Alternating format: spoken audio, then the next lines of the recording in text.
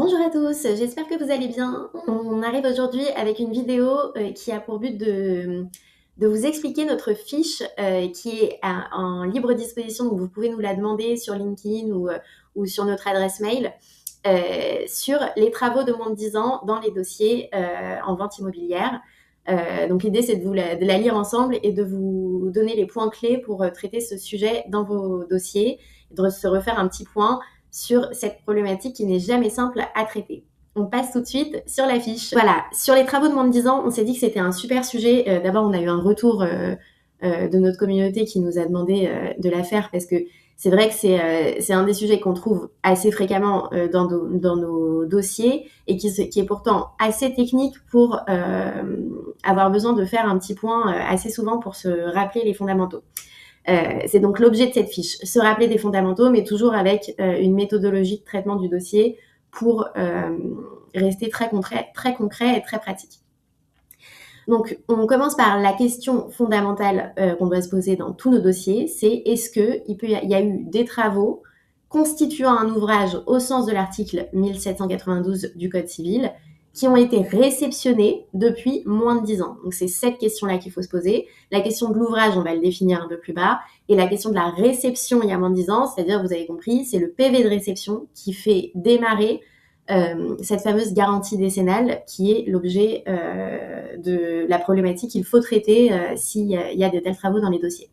Donc, si la réponse est oui, à ce moment-là, on va avoir donc ce régime de responsabilité des constructeurs qui va s'appliquer, notamment la garantie décennale. Si la réponse est non, on est sur du droit commun, donc les vices du consentement, et une responsabilité contractuelle qui peut être engagée au terme d'une preuve du dommage. Donc là, on rentre sur de la responsabilité classique. Ce qu'il faut vraiment comprendre, c'est que la garantie légale décennale, elle permet de s'appliquer au-delà d'une preuve.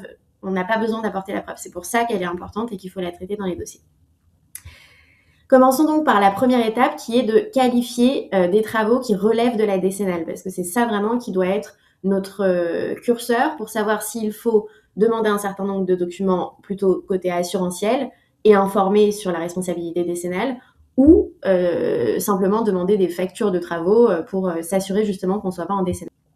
L'idée principale c'est de s'assurer que les travaux ont ou non un impact sur la structure ou la destination de l'immeuble, c'est-à-dire du bien immobilier. On va avoir le cas évidemment de la construction neuve, que ce soit une extension ou l'ensemble du bien. Là, on est tous au courant qu'on est en décennale, mais la rénovation lourde y est évidemment, c'est-à-dire qu'elle a une attache, enfin qu'il y a des travaux qui ont été faits sur la structure ou carrément une mise à nu. Et le point un petit peu qui est un cas d'analyse auquel il faut faire attention, c'est la rénovation intermédiaire, c'est-à-dire remplacement d'équipements lourds, auquel cas là il faut faire un petit peu attention. Et donc l'idée d'un ouvrage de travaux assimilés à un ouvrage qui enclenche le régime des responsabilités des constructeurs, c'est cette idée de la reprise des fondations, de la modification de murs porteurs, de la réfection complète de toiture par exemple, d'une restructuration globale, ça c'est vraiment la mise à nu, ou même de travaux affectant la solidité ou la destination de bien. Là, dans ce cas-là, la jurisprudence est constante, on raisonne par la gravité, donc vous avez compris, et l'ampleur. Ce n'est évidemment pas la qualification que les parties vont en donner qui fait foi, on a tous ça en tête. Les travaux n'étant pas assimilés à un ouvrage, c'est de la peinture, du sol, une pose de cuisine ou de salle de bain, mais qui n'impacte pas la structure, ou un remplacement isolé d'équipement. Là, on est sur des travaux non décennaux, mais ça va quand même déclencher, s'ils ont moins de 10 ans, la nécessité d'obtenir les factures de ces travaux et la raison pour laquelle on demande ces factures. Et là, vous avez un petit laïus qu'on vous a fait que je vous laisserai aller lire. L'enjeu de ces factures, c'est d'aller détecter s'il n'y a pas des travaux décennaux dans ces travaux qui sont qualifiés d'isolés de moins importants par les parties.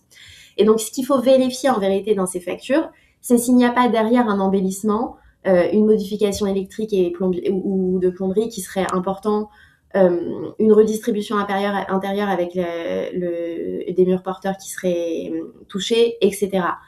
Le traitement d'une fissure humidité, ça c'est important à garder en tête. Enfin, voilà, si on entre là-dedans, là, on va requalifier en décennale et donc informer les parties et agir en conséquence. La deuxième étape sur la responsabilité, ce qu'il faut faire, c'est qu'à partir du moment où on a qualifié des travaux décennaux, je vous passe parce que vous irez lire la fiche, mais l'important c'est de se rappeler que c'est le maître d'ouvrage qui est le responsable de la garantie décennale. Et donc, très très souvent, voire dans tous les cas, c'est le vendeur, c'est-à-dire le propriétaire. Puisque même s'il a fait réaliser les travaux par un constructeur, il est le chef d'orchestre. Et c'est le chef d'orchestre, donc le maître d'ouvrage, qui va être le responsable final de cette responsabilité. Il faut donc informer le vendeur que quand bien même il est en train de vendre son bien, il ne se détache pas de cette responsabilité au cours des 10 années à partir de la réception des travaux. Voilà, donc on en arrive à la troisième étape qui est donc l'application de ce régime et les points, reprendre un petit peu tout ce qui concerne les garanties légales et les assurances.